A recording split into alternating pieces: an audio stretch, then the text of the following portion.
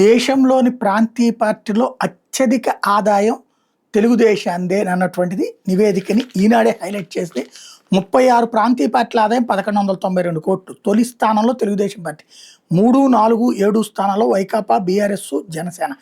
దేశంలోని 36 ప్రాంతీయ పార్టీలకు కలిపి 2024-25లో 1,192 కోట్ల ఆదాయం వచ్చినట్టు అసోసియేషన్ ఫర్ డెమోక్రటిక్ రిఫార్మ్ సంస్థ వెల్లడించింది.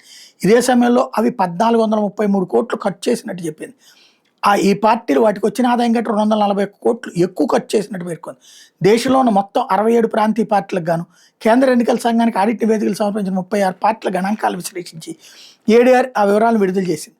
ఆ ఏడాది అత్యధికంగా తెలుగుదేశం పార్టీకి 228 కోట్ల ఆదాయం వచ్చింది. ఇందులో రుసుములు, చందాల రూపంలో 120 కోట్లు, స్వచ్ఛంద విరాళాల రూపంలో 85 కోట్లు, బ్యాంకుల్లో డిపాజిట్ల వడ్డీ రూపంలో 23 కోట్లు, ఇతరత్ర మార్గాల్లో 0.05 కోట్లు వచ్చింది. ఆ తర్వాత అత్యధికంగా తృణమూల్ కాంగ్రెస్ 219.35 కోట్లు, 18.39%, వైకాపా 140 కోట్లు 11.77%, బీఆర్ఎస్ 123.67 కోట్లు 10.37%, బీజేడీ 110.13 కోట్లు 9.23%, ఏఐడీఎంకేకి 86 కోట్లు 7.21%, జనసేనకి 64 కోట్లు 5.36% ఆదాయాన్ని పొందినాయి.